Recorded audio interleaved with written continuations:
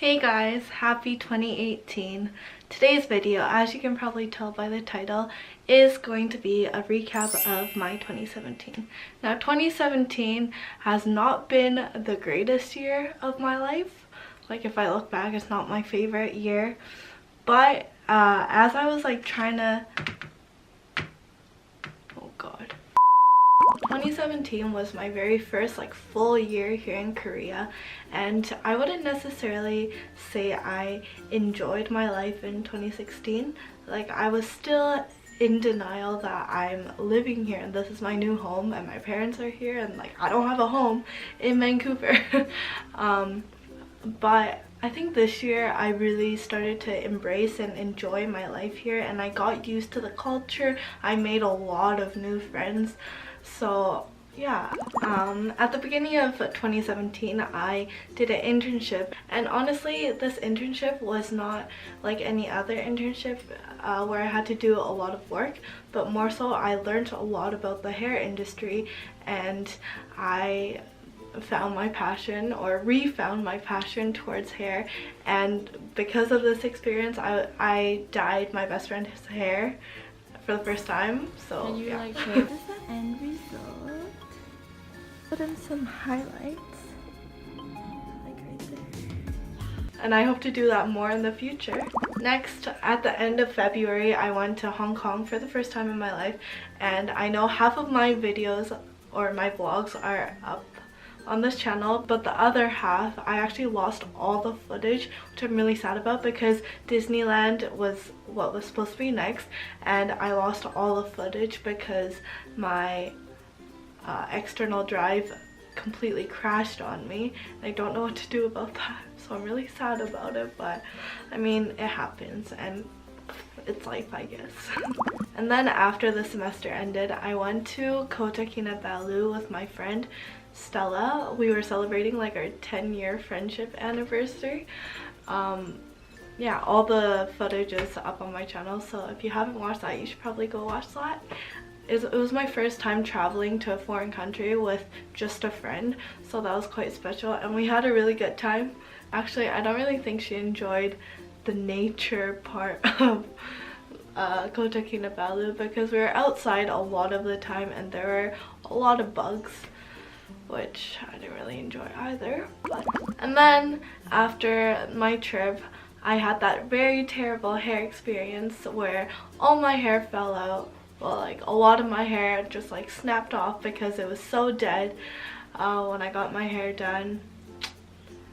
Unfortunate, but I mean my hair now is not that bad. It's still very damaged, but yeah, it's not that bad. So hair grows. With that terrible hair I went to Toronto for the first time in my life. I lived in Vancouver all my life, but I actually never traveled to the East Coast.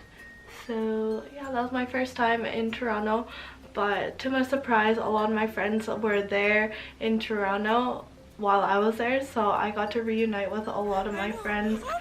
It was just such a special experience. I feel like I'm saying special a lot in this video, but I guess that's the only word I can think of to describe my year.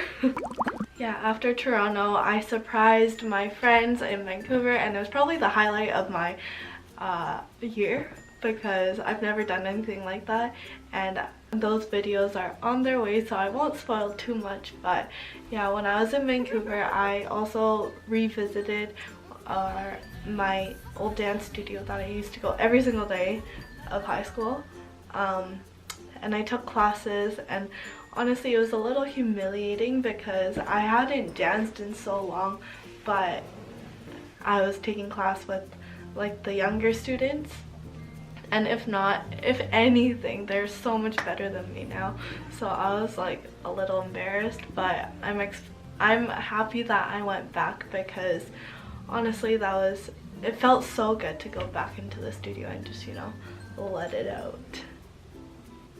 And also in Vancouver I was in the Pride Parade. Oh god, I just remember Carmen and we were in the parade, but like halfway through we were like just dead. Like we had to walk so far, and I was holding the sign and it was like light, but then once you carry something for a long time, it just becomes so heavy, and like, oh, that was just an experience. It was an experience, a one-time thing, and I don't think I'll ever do it again. Oh god.